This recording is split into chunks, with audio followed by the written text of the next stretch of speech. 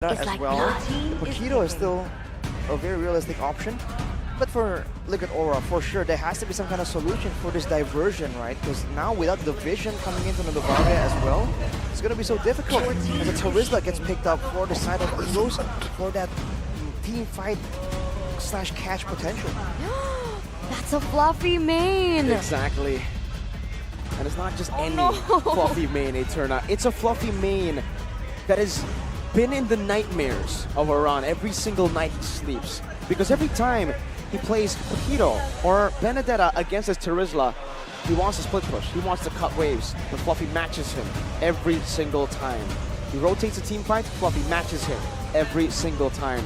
If Aran looks in the mirror, he doesn't see himself. He sees Fluffy. What a terrible situation That's to be in. terrifying. Why? Are you saying Fluffy's ugly? We did not say that. I mean, if you looked in a mirror and it wasn't you, would that not be terrifying? Oh, I get it now. Okay, Right? yeah. Find a way. Even We're when jumping into it's conclusions, but look at Aura jumping into the Vexana Chi-Chi combo.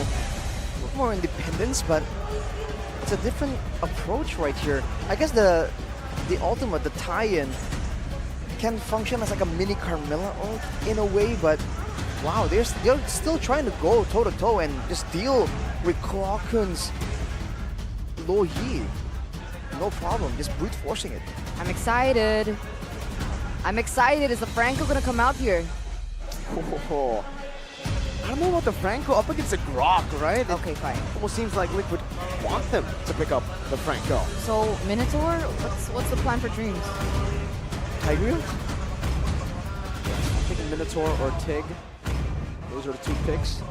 Hopefully it's a Before the might of Taurus. Okay. I was about to say, I don't know if Dreams wants to go crazy, but it's a very tanky lineup. Maybe a bit of sustain might help. Something like a Florin, you know? But it's not Dreams' style. Maybe if Beloy was here. But he isn't, because it's a different team.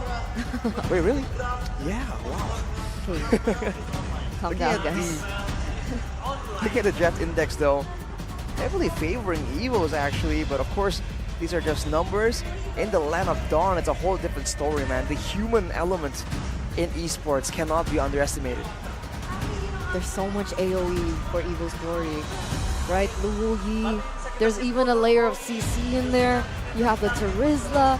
You have the Minotaur. These team fights are going to be difficult for Team Liquid. What do Team Liquid have in their drafts ahead of Evos? What do they play around? They might have more flexibility and speed. Is still something that they very much have with the Baxia, with the Grok, with the CC as well. A lot more mobility available, but now I guess it's just mobility because even they substituted the carry for the Claude even, so we'll have to see how they maneuver around in these fights. Game number 2, Team Liquid as well as Evos Glory. The White Tigers and the Cavalry head-to-head once again. Can the Tigers force yet another game 2? Wait a minute, what? That's an early first blood here by Yeheskiel. What in the world? What was that? It was an attempt for Dreams to try and be disruptive, thinking that maybe they'll be tanky enough. It's a concussive blast Minotaur, so he's trying to be annoying, do more damage. And I guess he did slow the farming speed quite a bit. I know Annabelle, you can see how fast he's actually reaching the litho. Crazy damage in the mid lane though. Yeheskiel very disciplined on that flicker, still keeps it, knows that there won't be enough to take him down, but that was close. Yeah, the emblems here by GameSmax. Kabuki with the tenacity still, with the agility. Like we said, they really want to get that mobility advantage. It's what allowed them to get so much control in the early game, in Game 1. And with the agility for both, for Aran, Kabuki, and for Aran and Kabuki at least, in mainly, they can really move around the map a lot faster. And if Evos are not in position to really start or receive a fight, then it's going to be a tough time for them to really go for these big fights. They might have to delay the game much later like we saw in game number 1. Both teams want to go for the contest here of the Turtle. You can see them starting to centralize, circle around this top side, help out both Aran as well as Fluffy. But they don't go for it. Gugun level 4, Annabelle with the same level. It's a 50-50 here, but it looks like Team Liquid are first to set up Annabelle. Oran just taking him down, forcing the Spear of Alpha defensively. That should be a free turtle to Gugun, and he retreats it, and his Fury comes out as well, and Yaoi just pops into Power of Nature, wild charge, and a flicker into the back. Clockwood stunned as well, the barrier to stop Clockwood from moving, from just walking out. He's forced to flicker. An all-out win for the Cavalry.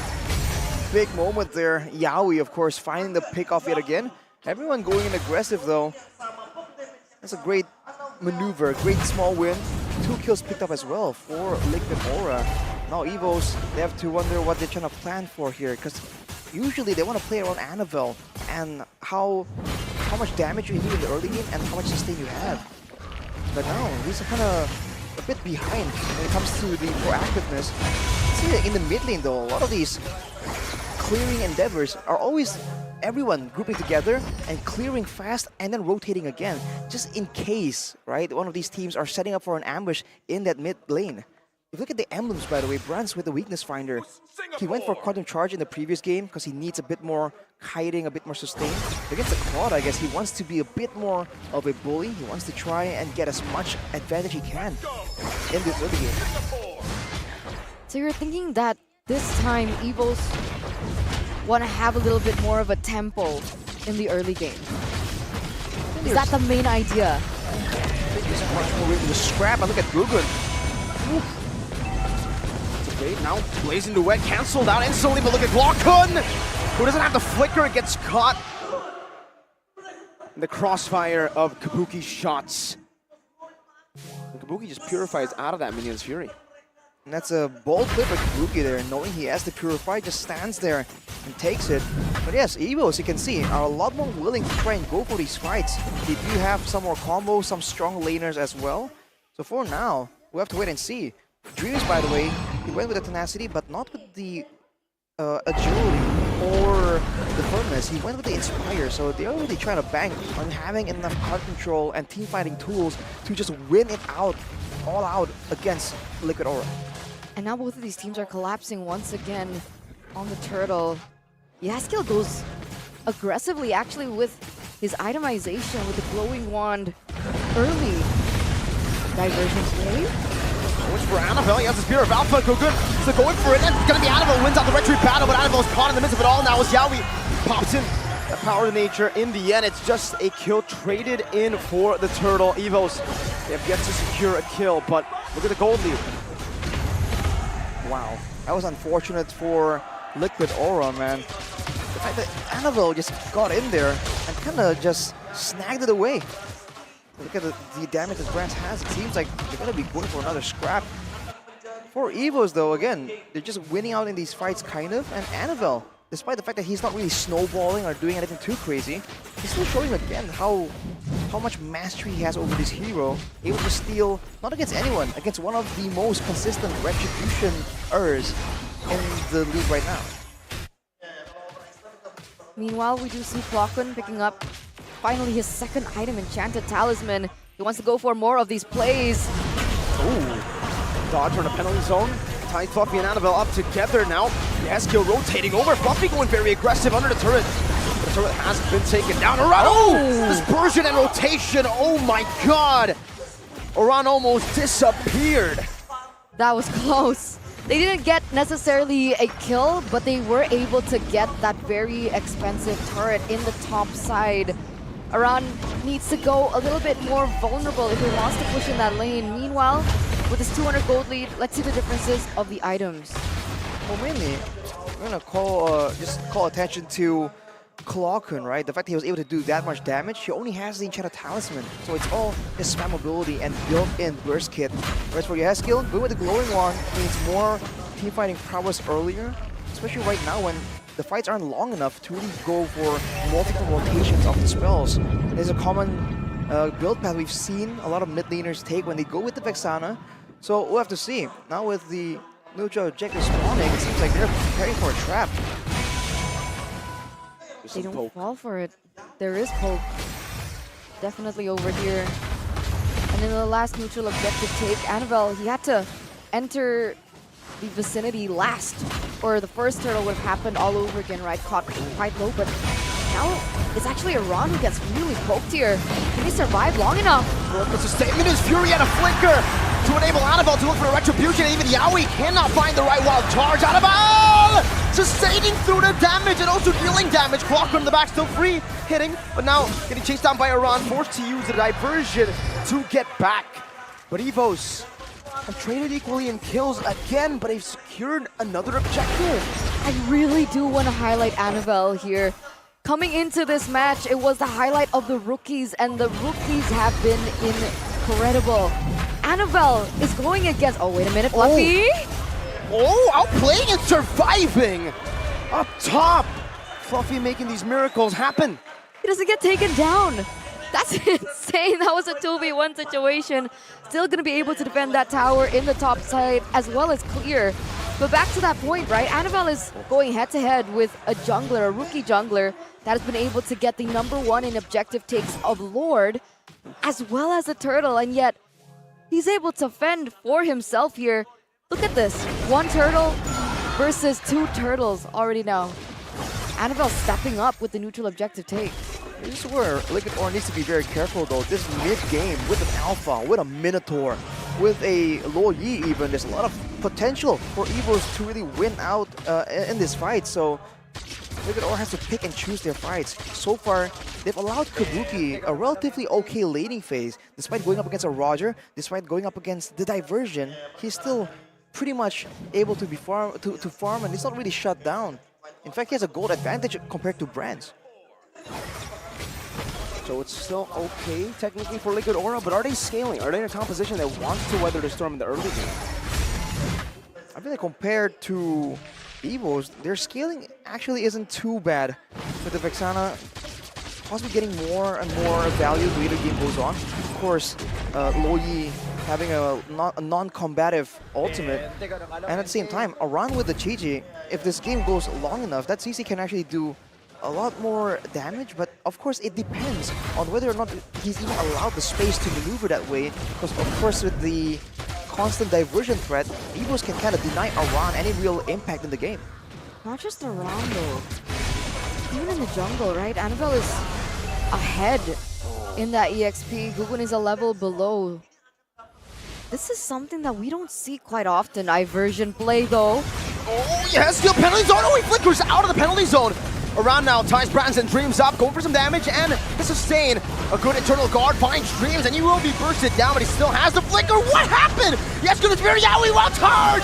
Into the blazing duet of Kabuki. Onto Clocker he goes, charging in, now going back to the battle mirror image of the shield unity, connects onto Annabelle, and Yaoi gets traded in. Kabuki in the mid lane, spotting Fluffy and Brands in that bush. With the battle mirror image, jumps back in, zoning them away, good on the Lord. This is a 2v3 situation, 2v4. If the S-Kill can get back in time. Fluffy still in the vicinity to open up vision, open up information. Is he gonna go for the Hail Mary play? Brands is coming. Like and pounce ready, penalty zone gets popped in. Kabuki with nature, perfectly played by Kabuki on his signature pick. Brands, there's a diversion on him. So he decides to fight. Clocken brings him back an eternal guard. Gugun Poison's popped in, but he will not be able to survive. Not against the claw of Evos. 30 seconds left for Gugun to respawn, but at the end of the day, it is Team Liquid with the Lord Arashi. Still definitely much more valuable, and now they can really use that pressure to secure at least 2 turrets here for sure. And also, it allows them to kind of spot out where Evos is going to be, because they have to deal with this Lord. You can see it, they're showing up on the map right here, which means Liquid Aura can just go aggressively to try and take all these side turrets, the mid turret as well, ideally. But man, that was a great play from them to just go back and forth right there and force Evos once they know that they had that advantage. I believe Dream was taken out by the Lord randomly in the middle of that engagement, but that's just how chaotic today has been. But it's not that much of an advantage, was it? They were only able to pick up 1 turret with a Lord push? And that's an outer turret at that. Ideally, they would get more, but it turns out Evos have just that much threat. So look at Aura, they're just waiting for the next opportunity right here. And now it's without, again, the threat of the waves, the lords. They're just still corralling together because they're concerned about that very annoying diversion play from Evos. We see brands right here, but let's look at the items for a bit. Fluffy with the Athena and the